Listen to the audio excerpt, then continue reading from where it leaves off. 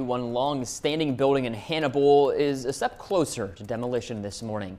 Our news gathering partners at the Herald-Whig say last night Hannibal's City Council approved a nearly $105,000 contract for the planning and design phase of the former St. Elizabeth's Hospital's demolition. After years of proposed developments falling through and only issues with squatters, fires, and vandalism to show, city officials hope demolition will begin in May or June. The Whig says Hannibal City Council also approved a 10-year 50% tax abatement with Jones Poultry on the former Buckhorn rubber facility. The now operational plant there is expected to employ 45 workers when fully staffed. They approved HPD's purchase of 2 ballistic shields and a compatible dolly system to move them for a bit more than $14,000 and a voice stress analyzer device for about $9,000. They also swore in 2 new police officers.